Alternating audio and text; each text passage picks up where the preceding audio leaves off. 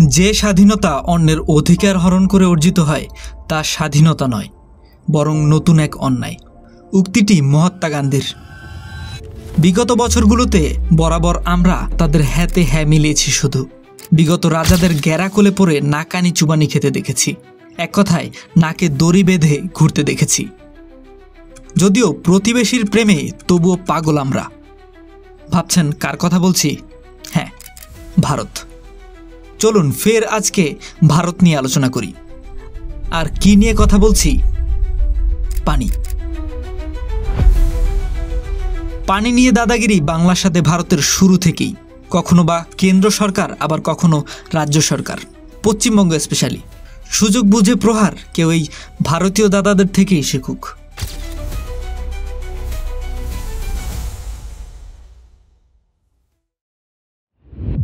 দু সালে ভারতের তৎকালীন প্রধানমন্ত্রী মনমোহন সিংয়ের বাংলাদেশ সফরকালে তিস্তা পানি চুক্তি চূড়ান্ত হওয়ার কথা ছিল।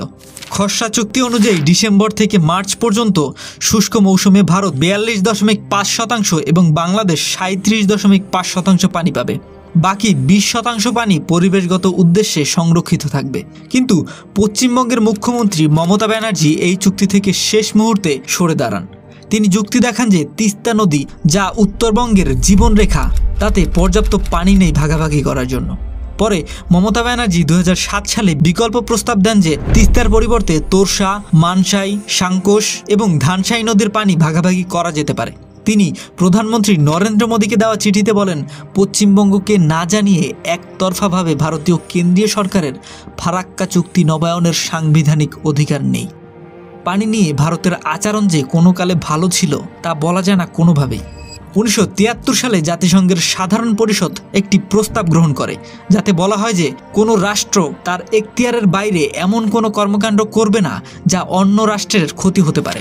কিন্তু বিশেষজ্ঞদের মতে ভারত আন্তর্জাতিক নদী আইন লঙ্ঘন করে তিস্তা সহ অভিন্ন 54টি নদীর পানি একতরফা ব্যবহার করছে।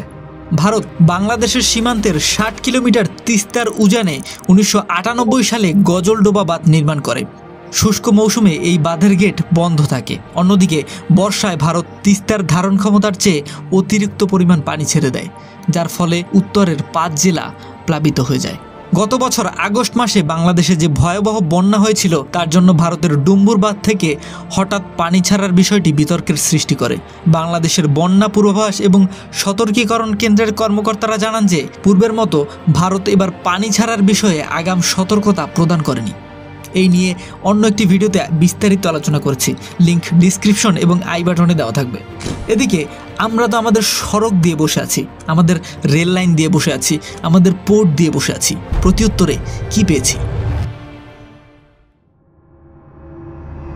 প্রায় 6.5 বছর আগে বাংলাদেশের তৎকালীন প্রধানমন্ত্রী শেখ হাসিনা তিস্তা নদীর পানি সংরক্ষণ এবং ব্যবস্থাপনা প্রকল্পের জন্য চীনের প্রেসিডেন্ট শি জিনপিংকে অনুরোধ জানিয়েছিলেন, যাতে চীনের দুঃখ হিসেবে পরিচিত ইয়োলো রিভারকে চীন যেভাবে চীনের আশীর্বাদে পরিণত করেছে, একই কায়দায় বাংলাদেশের উত্তর পশ্চিমাঞ্চলের জনগণের জন্য প্রতি বছর সর্বনাশ ডেকে আনা তিস্তা নদীর পানি ব্যবস্থাপনাকেও একটি বহুমুখী প্রকল্পের মাধ্যমে আধুনিকায়ন করা যায় না? এই অনুরোধে সাড়া দিয়ে সম্পূর্ণ চীনা অর্থায়নে প্রস্তাবিত তিস্তা প্রকল্পটি চীনের পক্ষ থেকে বেশ কয়েক বছর আগে বাংলাদেশের কাছে হস্তান্তর করা হয়েছে। প্রস্তাবিত তিস্তা প্রকল্পে বাংলাদেশের সীমানার ভেতর দিয়ে প্রবাহিত তিস্তা নদীর 115 কিলোমিটার খনন চালিয়ে নদীর মাঝখানের গভীরতাকে 10 মিটার বাড়িয়ে ফেলা হতো। একই সঙ্গে রিভার ট্রেনিংয়ের মাধ্যমে নতুন চাষাবাদের সুযোগ সৃষ্টি করা হতো।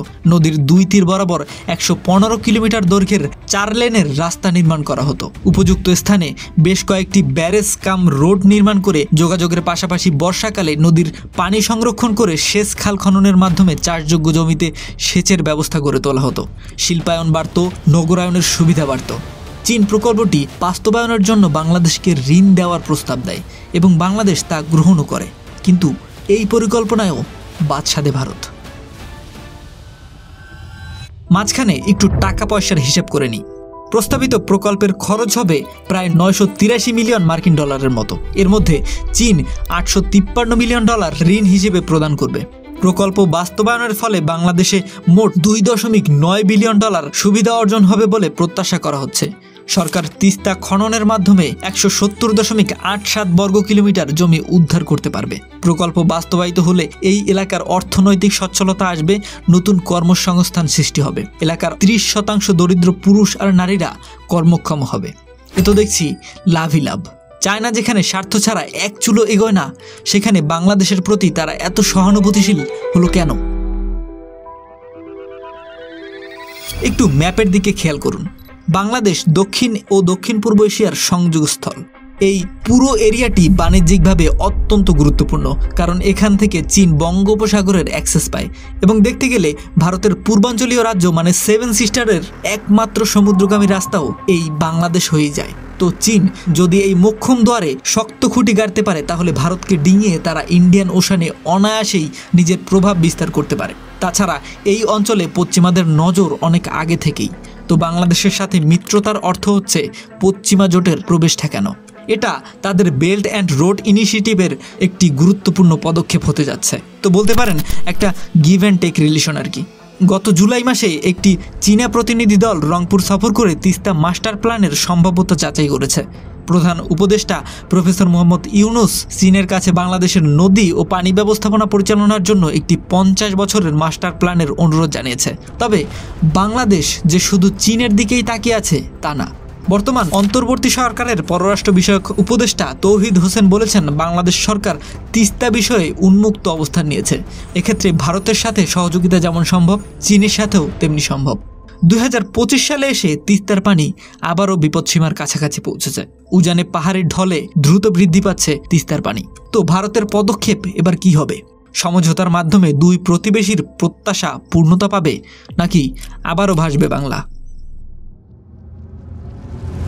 আপনার মতামত কমেন্টে জানাবেন। আজকের ভিডিও এই পর্যন্তই। ভিডিওটি ভালো লাগলে অবশ্যই বন্ধুদের সাথে শেয়ার করবেন। এছাড়া এমন ভিডিও প্রতিনিয়ত দেখতে চাইলে চ্যানেলটি সাবস্ক্রাইব করে পাশে থাকা বেল বাটনটি অল করে রাখবেন। আবারও দেখা হবে নতুন কোনো টপিক নিয়ে। ততদিন পর্যন্ত সুস্থ থাকুন, ভালো থাকুন।